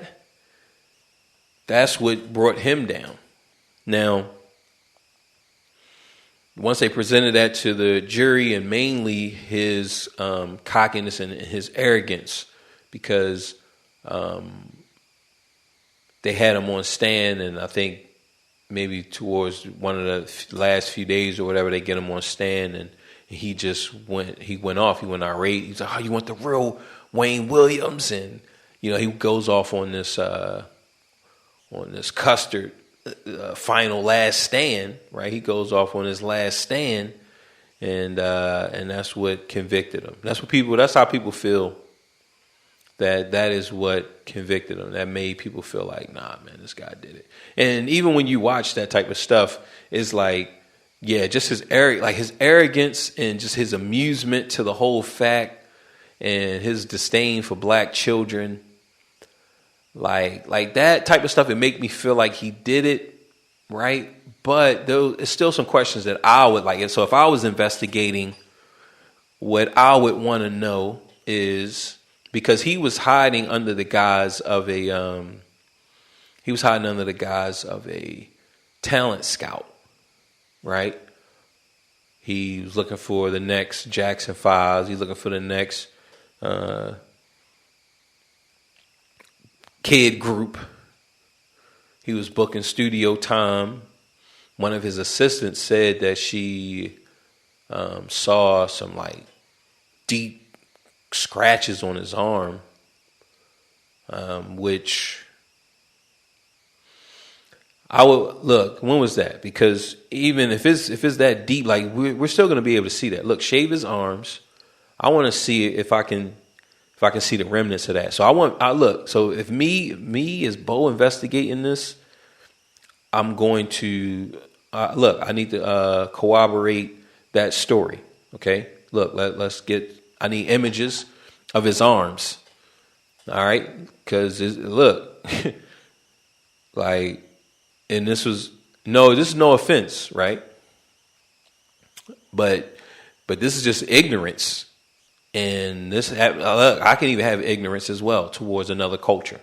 So it was a white woman that was his partner, and this is what she said. She said that I saw deep, whole bunch of scratches and stuff on his arm, and he said that he fell into a bush or he fell into the woods, and that's how he scraped his arm. Now, I want pictures of his arms because, white people might feel like, because he black, he not going to have any scars, right? Like, he still going to have some scars. Like, look, I don't care if it happened 2 years ago, if it happened a year ago, right? And we're talking about this is 79, 80. We catch him in 81, right? So so no matter when that happened in that time frame, like I'm going to be able to shave the hair off his arms and look at his arms, and I'm going to see that, right? So that's one thing that I want to see. Then I want to establish that these kids, were they singers? Right? Like, were these kids singers? Because, like, all right, so if he's masquerading around as a talent scout, like, were they any type of, is this some of the interest that they had, or right? Then I would actually send a black guy out to these Atlanta hoods, right? An undercover agent or an informant that we're working with, and get him to do the same charade. Okay, does this work in the hood? Boom, you're a talent scout back in the 80s. 79, 81, right? Does this work? Does this work? Right? And see how many people can we get to get into the car or take a drive or give us your information or just anything. After we give that information, like, so the first time, I need to see if that kid goes home and tells someone, right? Oh, I just met, Barry Morty. Who? Barry? Yeah, Barry Morty. Larry Morty. I just met Larry Morty. And he said he going to give me a record deal or he want to see my magic trick or whatever, right? So are they going home or do they just get in the car right then and there? So like, so this way I can kind of get an idea of, all right, what's going on? What's really happening? Right? So these are some of the things, like if I was investigating that, I would have to cross out because they brought all of this stuff to the trial, but they didn't answer it. So if you don't answer, so if you tell me that he's masquerading around as a talent scout, but none of these kids, can't even play the radio, come on, man, that doesn't make sense. All right. This woman, she said that all of these scratches, well, we got pictures and he has all of these scratches. Now, he's going to say whatever. He's going to say, yeah, I either fell or I did whatever, right? So I don't know who's telling the truth, but at least I can say she might be telling the truth. Okay? At least I can say that. So if I have that, boom, she said that she saw all these scratches, all these scars. I'm going to bring this up to the bring up these pictures. Here are all of these, scars on his arms. We have that. He's a talent scout. He was going around saying he was a talent scout. All of these children were had some type of talent or had some type of something that they believed, that could get their family out of poverty or, kind of bring in some money, extra money, kind of help out. So I want to prove those type of things. They just brought it up, but they didn't give any answers. So I don't like I said, I believe look, I believe that he was definitely. I would have gave a guilty on it, right? I would have been like, yo, this nigga guilty. But if I was a prosecutor, that's the type of stuff that I would have wanted, because like I would have to answer those. So if I'm just throwing shit on the wall to see what sticks, like because when you don't answer all of those things but you bring them up, then it's like, yo, he might not have done it. What we do know is that after he was arrested, these child murders stopped. Now, when we look at BTK, we're not going to like dive into him like we did with Wayne. But when we look at BTK, we know that he took long periods of time. Oh yeah, I do have a water. I was about to say I should have brought a water. All right, here we go. Let's crack this agua. Let's crack this agua.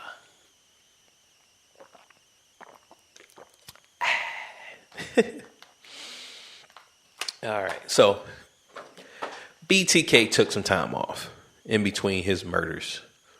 So just because Wayne Williams and Ted Bundy, like he left and went to different. He would leave an area, right? So just because the murders stopped when Wayne Williams went to jail, that doesn't mean that the murders stopped or that the killer was caught, or right, like, but strangulation murders of children stopped in Atlanta once the spotlight was put on him. And remember, like I said before he was caught, like, yo, it was a body every week. Like he revved it up, like, yo. He really hated black children, right? So another thing I would have really looked into that, to like, okay, how was his childhood, right? Just examining all of it. His childhood, teenagers, okay, boom, established that he was an outcast, that he wasn't cool, that, la la la, blah blah blah. So that way we can say like, yo, this is why he this is pretty much why he didn't like black children, right? So, and he was getting them. He said he was saying, for anybody to get caught up in some stuff like that, they was doing some stuff they shouldn't have been doing, right?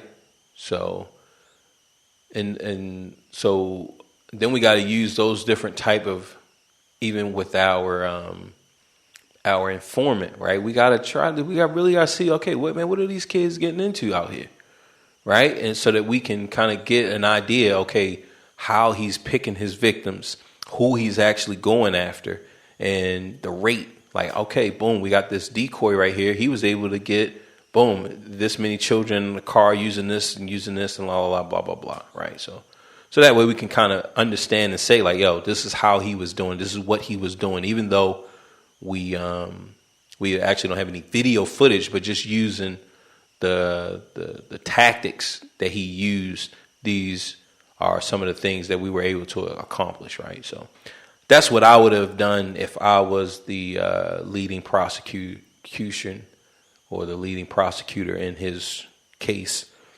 But they did enough, and Wayne was given two life sentences in Atlanta. So that means that, like, yo, life is life, not 20 years, right? Like, nah, this is real life. Like life. So he almost won his first, what is it? Parole. It's not parole, but it's like when you contest the verdict, right? I can't think of the actual proper name for it, but he almost won that. One of the judges felt like it really wasn't enough evidence to convict him, but the other 5 judges was like, nah, it wasn't enough. Like, yo, we're not overturning this. So that judge, the one who felt like he was innocent or it wasn't proven, he's like, all right, well, I can't go against the look. There's 5 other judges saying like, yo, we upholding this conviction. And that guy was still alive. I think he was like in his 90s, maybe 10 to 15 years ago. And he did an interview where he was saying like, yo, it It wasn't enough evidence to say that Wayne Williams, that it was proven that Wayne Williams did this, right? So that's what he went on record as saying.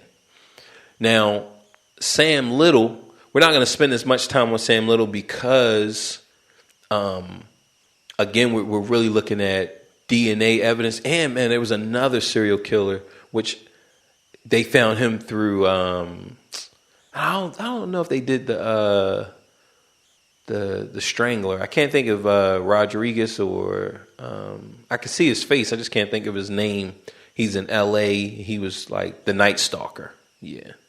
Ramirez, I believe that's his name. Ramirez, the Night Stalker. He wasn't caught by paternal DNA, but there was a serial killer who was caught that way. I don't believe that's what happened with Sam Little, though. But Sam Little, he was a serial killer, another black serial killer. And he, like I said, he introduced this idea of less dead and more dead, right? This hierarchy of death that he already established. And he just went around, like, just kind of, I think he started maybe in Ohio. And he just went around the country just killing, right? And he was killing like prostitutes, mainly like black prostitutes, but he killed a white prostitute.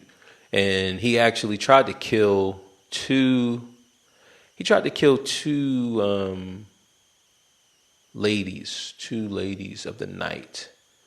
So yeah, I don't want to rush his story because I think his story is good, and I also want to speak on the serial killer that was killed that got caught through like paternal DNA. They was able to just kind of follow the chromosome and be like, okay, it has to be like a cousin or a descendant. Like they found out, like, yo, this is whoever this killer is, his cousin is in jail, right? And then they just kind of like just followed the chromosome. Like it's just crazy. And then they locked in. And that was a black guy as well. So yeah. I think we're gonna cover that next time. So we're gonna cover Sam Little and that guy, and whoever else, the couple guys who got caught using that type of DNA and following the genealogy. Because I think that, like, yo, that's like a game changer. But remember, when the right hand applies pressure on the left hand becomes stronger. So, people are going to figure out ways to either use this or evade it, right? Which they're like serial rapists. They use condoms. Like there was like a mass serial rapist who that's what he did. Like, yo, he would abduct a girl from her house and be like, yo, put this condom on me. You feel me? Like, yo, make them do it. Like, yo, he, or he would do it, right? Whatever one. But the whole idea was he wasn't a killer, but he was definitely raping a lot. He raped a lot, and he wore a condom, right? So he was going to like different towns so that these people, like, they just would look. They wasn't identifying him, and his DNA was not in the system, right? So we'll cover. We're gonna look at that because I think that's very interesting. Another thing that I want to get into for this last part, for the next 5 minutes, is the movie Dune, which doesn't have anything to do with serial killers. I just like the movie. I just liked it. I just like the way it was shot, just the cinematography, right? Just the composition of like how they just shot those shots, man. It was just beautiful. I mean, it was just very artistic, I swore. I mean, after watching it, like if you would have made a bet, okay, this is either going to be directed by Ridley Scott, Tony Yayo, or 50 Cent. Like, yo, who you think? I'm like, yo, man, this is Ridley Scott. Like, yo, this thing has Ridley Scott fingerprints all on it. Throw that Ridley Scott on it. Like, man, this thing was shot like a Ridley Scott movie. Like, I swear it was. Like, man. Like, look, and then I saw that it wasn't shot by, it wasn't directed by Ridley Scott, but the whoever the cinematographer is, like, it has to be the same person. Like, yo, like, Ridley Scott knows whoever is, he has some type of influence or his fingerprint is somewhere in the Dune movie, this new remake or revisioning of it. Like, it's his fingerprint is somewhere. His DNA is in this movie. Like, just by the way, just the way it's shot. I mean, it's like, man, it's very beautiful. Like, it really is. Like, and that's one thing about Ridley Scott. Some of his newer works, like, man, I mean, it's just beautiful, right? Like, even if the movie isn't good, like, you could just watch it. Like, man, this is visually beautiful. And Dune definitely is visually beautiful. I like the story as well, but one of the things that I like, and this isn't a spoiler for anyone who has been living under a rock, right? Or you new guys, you was just born in 2000, 2001, 98, you was born in 98, you might you might not have seen Dune, right? So if that's the case, like, this isn't a spoiler, right? This isn't a spoiler. But one of the things that I found very intriguing about the movie is is actually the backstory, right? And the way that they do this movie, this is the way that it should be done. This is the way that you handle backstories. Okay, this is a shot at freaking what is it? I can't remember the freaking movie, Part 2. About the aliens, like Silence or Don't Talk or whatever the hell it was called. Let Me Keep Quiet, Quiet Place 2. Like, yo, this is a direct shot at Quiet Place 2. Because in Dune, there was a war. There was like, in the backstory, like, 2,000 years before Dune happens, there was a AI rebellion, right? You get the AI story, right? The Terminator, the Matrix type of story. So this happened 2,000 years or, several years before Dune. And that's what you get, right? Now, because of that, because of the Terminator and all of those, they kept going back and trying to rewrite time, and they just couldn't do it, right? So eventually they like, look, man, we just got to deal with the problem now. So they dealt with it. And one of the things that they did was computer technology was now banned. So after they was able to, overcome AI, overcome the grips and the war of AI or whatever, the AI years, right? After they was able to survive that, then they just decided that, like, yo, nah, we're not going to let that happen again, right? So you don't see, now they still have like ships, they still have like huge ships and all of that type of stuff, but everything is analog, right? I mean, it's just so crazy. And they don't even tell you that. They don't even tell you, but you see it, right? It's there for you to see if you look. So if you're looking, it's there for you to see. So they didn't have to tell you. They have to do, this monologue on how, there was a great war. Like, nah, they don't even tell you that. But if you are looking and you want to see something, it's there for you to see. And that's the biggest thing that I really liked about the movie, like how to handle a backstory, right? You don't need to just, put it just right in your face, because if you don't do it right, then it's like, yo, man, that's just trash. And now I'm trashing your movie. But there's a lot of small little things, and we're going to talk about Dune later, right? We're definitely going to talk about it later, because there's a lot of good things in there, that a lot of good concepts that I like about that movie. But that's definitely a movie that I like. Now, that's not to say that it didn't have its flaws. Like, yeah, it has flaws. Like, every movie has flaws. I don't go out looking for flaws. But if your flaw just stands out like a sore thumb, like I'm going to say something like, yo, man, you probably want to get that looked out, man. You probably want to get that checked out, okay? Look. So yeah, that's that. Anything? Let's see. I'm hitting that Tekken hard. So hopefully you guys will see me in some big tournament, and I would say probably 2022, right? If the COVID thing laxes up.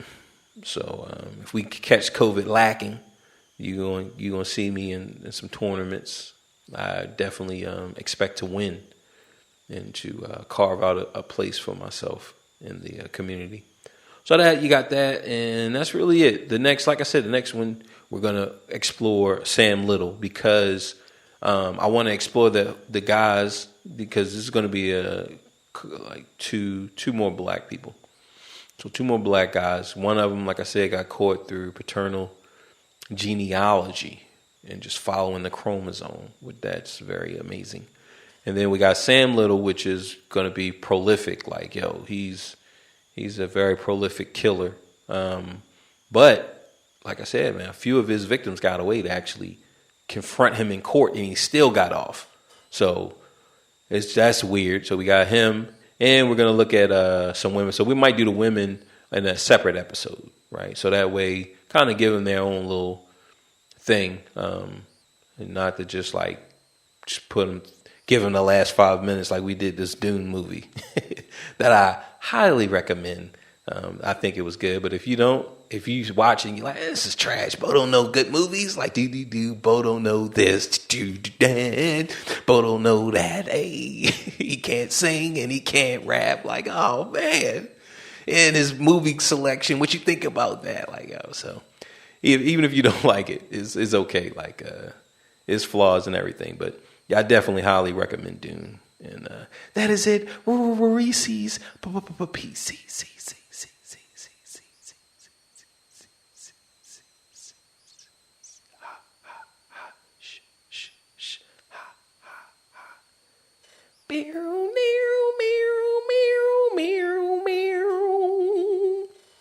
Really? That's so sweet of you. Well, hop on to my flying Nimbus, because we really should get going.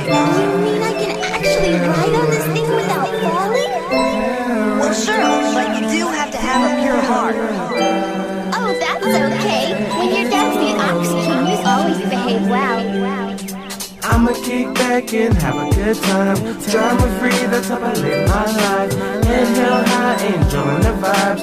Got no time for bullshit in my life. I'ma kick back and have a good time. Drama free, that's how I live my life. Inhale high, enjoying the vibe. Got no time for bullshit in my life. Super Saiyan with this flow. Like Vegeta, my heart stay cold. Smoking on that Saiyan bro. Feeling like I'm on a Nimbus cloud, yo. I just want it all. I just wanna ball. Wanna go to the mall, not care about the cost. Puffin' on the dope stove in a sweet or raw. Hella high, singing catchy songs. My mind stay floating. Smoking on this potent. Got my mind constantly going. Has me going slow motion. Wanna be sipping Arizona tea, rolling up the finest weed. In San Diego, by the beach, living how I should be. I'm just trying to live my life, so my blunt and stay lit. Fuck of the drama, that's my mindset. Feeling good, just vibing. You can catch me smiling. I'm up in the clouds, I'm flying. Got no time for no bullshit or lying. I'ma kick back and have a good time. Drama free, that's how I live my life. Inhale high, enjoying the vibes. Got no time for bullshit in my life. I'ma kick back and have a good time. Drama free, that's how I live my life. Inhale high, enjoying the vibes. Got no time for bullshit in my life. Let's go, man. Fuck all that drama shit. Take me to my paradise. Give me some video games. Give me some double cheeseburgers. Give me some good ass weed. And let's go.